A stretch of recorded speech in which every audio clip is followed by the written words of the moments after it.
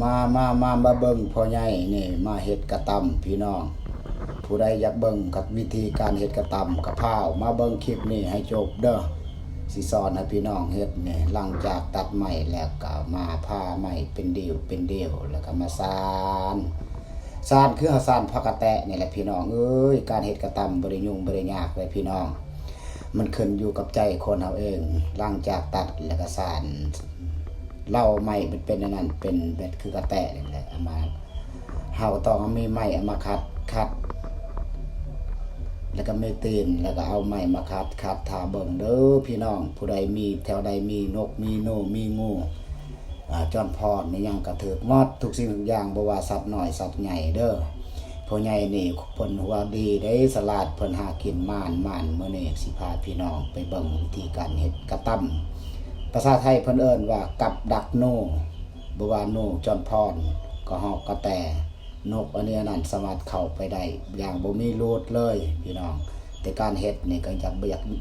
ยุ่งยากได้ถ้าว่าบ่เป็นคลิปอันนี้ก็อยากยาวนี่พี่น้องถ้าอยากเบิ่งก็เบิ่งให้จบวิธีการเฮ็ดพ่อใหญ่นี่ก็เพิ่นก็จบมาจากประเทศเยอรมันได้เพิ่นเรียนนะเพิ่นไปฝึกประมาณอยู่2ปีเพิ่นว่าเราก็มีวิชาเฉพาะเพิ่นก็เว้นธรรมดาได้เพิ่นก็เพิ่นเฮ็ดอีหลีรอแล้วมื้อนี้อยากให้พี่น้องได้เบิ่งคลิปนี่เต็มบ่ว่าอยู่YouTubeเข้าไปเบิ่งได้เด้อคลิปพ่อใหญ่นี่ตั้งเราดูเรามั่นได้เราเฮ็ดกระตำเราบ่อยากให้ครอบครัวเราอดอยู่อดกินแต่ช่วงนี้ก็เป็นยามอาหารการกินอยู่ตลาดเพิ่นก็ขายแพงแล้วเพิ่นก็เลย หาวิธีแล้ว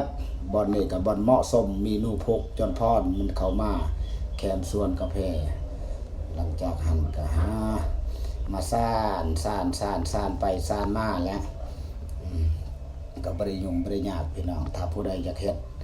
ส่วนหลายคือแถวหาไก่ซอกลีกเขาเจ้าแห้งมีนกมีโนมีงูมีกระป๋อมอันนี้นั่นมีกระหอกกระแตกระเทากระทางก็โอ้ยบ่มีโลดนี่เอามาซ่านละเอียดได้การซ่านนะบ่แม่นซ่านโลเล่เด้ต้องงมแล้วก็ง่ายแล้วก็งมแล้วก็ง่ายให้มันถูกวิธีถ้าบ่ถูกวิธีมันสิบ่มานเด้พี่น้องเห็นบ่นี่คือผักกระแตะนี่ซ่านให้มันถูกมีงมมีง่ายเด้บ่ว่าตอรุ่มก็มีงมมีง่ายส่วนผักกระแตะนี่ก็มีงมมีง่ายเป็นละเอียดเทียดห้อยโดก่อนมันสิโศกสิมานพี่น้องบ่แม่นเว้าเรื่องง่ายถ้าว่าผู้ใดบ่ขล่ำนี่เฮ็ดตามมันก็บ่มานเด้พี่น้องอันนี้บ่าวหมกเราโหวิชาเฉพาะพ่อใหญ่นี่เรียนจบจากเยอรมันแล้วยังว่าแล้วก็ไปฝึกคือเว้าได้3เดือนเห็นว่ามันก็เป็นสีทรงจังซี่แล้วก็เป็นตาถึกได้ของเพิ่นเนาะผู้ใดอยากเบิ่งก็เบิ่งถ้าเบิ่งคลิปนี่ให้จบเด้อบ่ทันสำเร็จเฮ็ดแต่ละขั้นตอนแด้นี่นะนี่ซ่านแล้วก็ตอกให้มันแน่นเด้คันบ่นี่จะน่ะมีอันนั้นซับอันนี้นั่นไปมันก็สิเพไว้เพิ่นก็สิตัดหาเฮ็ดนั่นแหละและชีวิตบ้านนอกบ้านนาเนาะหาอยู่หากินแบบก็ธรรมชาตินี่แหละหาอยู่หากินแบบง่ายๆเว้าลมแล้วซะ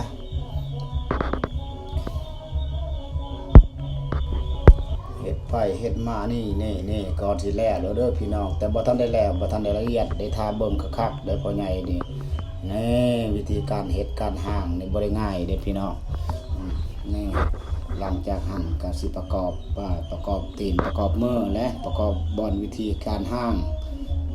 มันสิทรงมันก็คือกระต่ำแหละพี่น้องเบิ่งแล้วก็เป็นตาอยู่ได้พ่อใหญ่นี่ส้มและเพิ่นก็มีได้ไปประกาศครบสุดเด้อพี่น้องก่อนเพิ่นสิได้เฮ็ดอันนี้ใส่อันนั้นบอนเขาเอิ้นว่าหยังแล้วเขาเอิ้นว่าบอนนกโนมันสิเข้าไปเหยียบมันเด้มันเข้าไปแล้วมันเหยียบตัวนั้นแล้วเฮ็ดให้มันกระเต่ามันลั่นต้องใส่ละเอียดเนาะ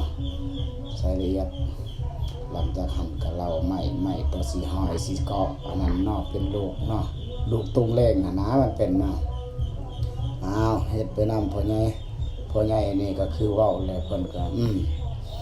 เฮ็ดไปให้พี่น้อง FC เอาหมกได้เบิ่งว่าโอ้เพิ่นมีความสามารถดีเด้อบ่ว่าทางด้านการปลูกพังบ่ว่าการด้านเพิ่นเฮ็ดอันนี้นั่นทุกสิ่งทุกอย่างเพิ่นเฮ็ดได้ก็จบคือเพิ่นว่าอะไรได้คันว่ามาอยู่ประเทศเฮาก็จบปริญญาเลยได้นี่เบิ่งเราห่างเราเฮ็ดก็เป็นตาสีทรงแล้วก็เป็นตางามนั่น เห็นบ่หน้าก็เป็นตาอยู่คะเด้อบักใดเข้ามานี่มึงอย่าโลดว่าบักงูบักเหี่ยวเขี้ยวกระป๋อมมึงบ่เวทบัดนี้มีหยังเด้อเห็นคลิปนี้ฝากกดไลค์กดแชร์กดติดตามแน่เด้อ